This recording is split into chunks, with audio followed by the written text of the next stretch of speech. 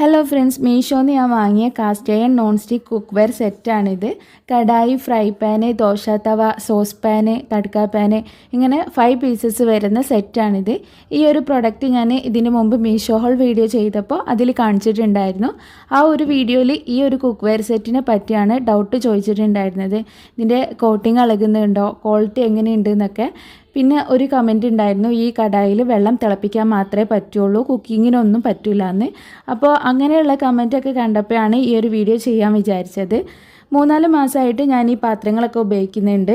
ഈ ഒരു വീഡിയോയിൽ ഈ കുക്ക് വെയർ സെറ്റിൻ്റെ പോസിറ്റീവ്സും നെഗറ്റീവ്സും പറയുന്നുണ്ട്.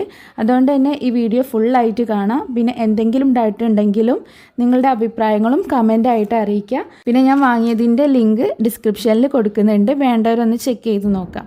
അപ്പോൾ ഈ ഒരു കടായിൽ വെള്ളം തിളപ്പിക്കാൻ മാത്രമൊന്നുമല്ല കേട്ടോ, നമ്മൾ ഉള്ളി വഴറ്റാനും അതുപോലെ തന്നെ കറി വെക്കാനും ഒക്കെ പറ്റുന്നുണ്ട്. ഈ കഴിഞ്ഞ നോമ്പിന് നമ്മൾ സമൂസ, കട്ട്ലേറ്റ് അങ്ങനെയുള്ള പലഹാരങ്ങളൊക്കെ ഉണ്ടാക്കുമ്പം ഉള്ളി വഴറ്റി മസാല ഉണ്ടാക്കുമല്ലോ, അത് ഫുള്ളായിട്ട് ഞാൻ ഈ ഒരു കടായിലാണ് ഉണ്ടാക്കിയിട്ടുള്ളത്.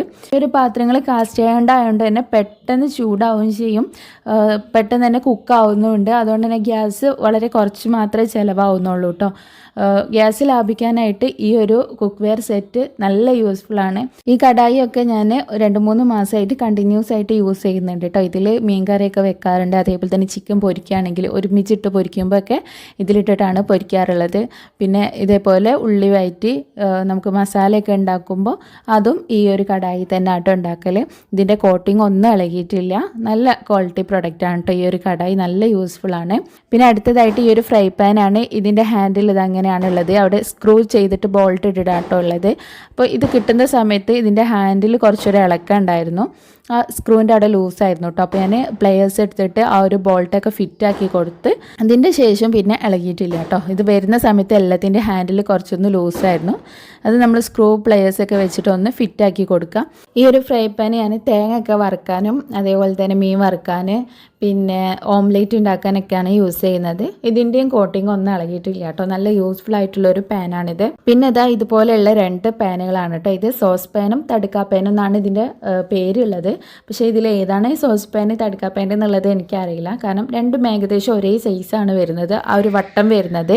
പിന്നെ അതിൻ്റെ ഹൈറ്റിൽ ഒന്നിൽ കുറച്ചൊരു കുറവുണ്ട്, ഒന്ന് കുറച്ചൊരു ഹൈറ്റുള്ള ആ ഒരു ഡിഫറൻസ് മാത്രമേ ഉള്ളൂ. പിന്നെ ഇതിൻ്റെ ഹാൻഡിലും വ്യത്യാസമുണ്ട്. അതിൽ ഒന്നിൻ്റെ ഹാൻഡിൽ ഇതാ ഇതേപോലെയാണുള്ളത്, സ്ക്രൂ ഇട്ടിട്ട് ബോൾട്ട് ഉള്ളത്. അപ്പോൾ അതും നമ്മൾ സ്ക്രൂ ബോൾട്ടൊക്കെ നല്ല ഫിറ്റാക്കി കൊടുത്തതിന് ശേഷം അങ്ങനെ ഇളകുന്ന പ്രശ്നമൊന്നുമില്ല. നമ്മൾ എപ്പോഴും യൂസ് ചെയ്യുന്ന ഒരു പാനാണിത്. ഈ ഒരു പാനിലാണ് നമ്മൾ പപ്പടം പൊരിക്കുന്നത്, പിന്നെ അതേപോലെ തന്നെ മീൻ പൊരിക്കുന്നത് ഒക്കെ ഈ ഒരു പാനിലാണ്. പിന്നെ അതേപോലെയുള്ള വേറൊരു പാനാണിത്. ഇതിൻ്റെ ഹൈറ്റ് കുറച്ച് കുറവാണ് കേട്ടോ. ആ ഒരു പാനിൻ്റെ ഹാൻഡിൽ കണ്ടില്ലേ, ഇതേപോലെയാണുള്ളത്, സ്ക്രൂ ചെയ്തിട്ടാണ് കേട്ടോ ഉള്ളത്. മറ്റേതിൻ്റെ പോലെ ബോൾട്ട് ഇട്ടിട്ട് ഫിറ്റ് ചെയ്യുന്നതല്ല, ഇങ്ങനെ സ്ക്രൂ ചെയ്യുന്നതാണ്. ഈ ഒരു പാൻ എനിക്ക് അധികം യൂസ് ചെയ്യാൻ പറ്റിയിട്ടില്ല, കാരണം ഇത് നമ്മൾ സ്റ്റൗവിൽ വെക്കുമ്പോഴേക്കും സ്ലിപ്പായിട്ട് ഒരു ഭാഗത്തേക്ക് ചെരിഞ്ഞു പോവാണ്. അപ്പോൾ നമ്മളിതിൽ ഓയിലൊക്കെ വെച്ച് പൊരിക്കാനൊക്കെ നോക്കുമ്പോൾ അത് സൈഡിലേക്ക് ചെരിഞ്ഞു പോവാണ് കേട്ടോ. അത് ഈ ഒരു ഹാൻഡിൽ കുറച്ച് വെയിറ്റ് ഉണ്ടെന്നാണ് തോന്നുന്നത്, അതുകൊണ്ട് ആ ഒരു ഹാൻഡിലിൻ്റെ സൈഡിലേക്കാണ് ചെരിഞ്ഞു പോകുന്നത്. അപ്പോൾ അത് അങ്ങനെ യൂസ് ചെയ്തിട്ടില്ല. യൂസ് ചെയ്യുകയാണെങ്കിൽ തന്നെ ഞാൻ ആ ഒരു ഹാൻഡിൽ ഇങ്ങനെ പിടിച്ച് നിന്നിട്ടും, ഇപ്പോൾ നമ്മൾ ജസ്റ്റ് കടുകൊക്കെ വറവിടുമ്പോൾ ഹാൻഡിൽ ഇങ്ങനെ പിടിച്ച് നിന്നിട്ട് വേണം അത് ചെയ്യാനായിട്ട്. അപ്പോൾ ഞാൻ അതിൻ്റെ ഹാൻഡിൽ ഒന്ന് അയച്ച് നോക്കിയാലോ എന്ന് വിചാരിച്ചിട്ട്, എന്നാൽ സ്റ്റൗവിൽ നിൽക്കുന്നുണ്ടോ എന്നറിയാലോ. അങ്ങനെ ഞാൻ സ്ക്രൂ ഒക്കെ അയച്ചു, ആ ഹാൻഡിൽ അയച്ചിട്ടുണ്ട്.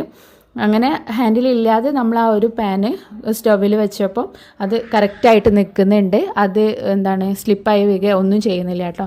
അപ്പോൾ ഞാൻ വിചാരിച്ചു ഇനി ഈ ഒരു പാത്രം ഇങ്ങനെ യൂസ് ചെയ്യാമെന്ന്. അങ്ങനെ ഹാൻഡിലില്ലാതെ യൂസ് ചെയ്യുകയാണെന്നുണ്ടെങ്കിൽ അത് നിൽക്കുന്നുണ്ട്, അതിൽ നമുക്ക് കടുക് വറവിടാനോ അല്ലെങ്കിൽ എന്തെങ്കിലും കുറച്ചൊക്കെ പൊരിക്കാനൊക്കെ ഉണ്ടെന്നുണ്ടെങ്കിൽ അത് യൂസ് ചെയ്യാം. നമ്മളിതേപോലെ കമ്പി വെച്ചിട്ട് പിടിച്ചാൽ മതി, അങ്ങനെ ആകുമ്പോൾ നമുക്ക് യൂസ് ചെയ്യാനോ എളുപ്പമായിരിക്കും കേട്ടോ. അടുത്തതായിട്ട് ദോശ തവയാണുള്ളത്. അതിൽ നമ്മൾ ചപ്പാത്തിയൊക്കെ ചൂടാൻ ഇത് സൂപ്പറാണ് കേട്ടോ. ഈ തവ പെട്ടെന്ന് ചൂടാവുന്നതുകൊണ്ട് തന്നെ ചപ്പാത്തി പെട്ടെന്ന് ചുട്ടെടുക്കാൻ പറ്റുന്നുണ്ട്.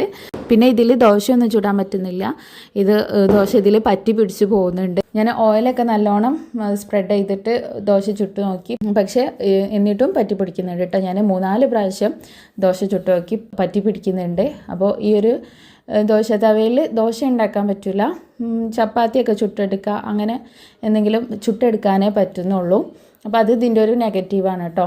അപ്പം ഈ ദോശത്തവ ചപ്പാത്തി ചൂടാൻ മാത്രമേ ഞാൻ ഉപയോഗിക്കലുള്ളൂ. അപ്പോൾ ഇത്രയാണ് ഈ ഒരു കുക്ക് വെയർ സെറ്റിൻ്റെ റിവ്യൂ വരുന്നത്. ഞാൻ ഉപയോഗിച്ച് കഴിഞ്ഞതിന് ശേഷമുള്ള റിവ്യൂ ആണ് കേട്ടോ പറയണത്.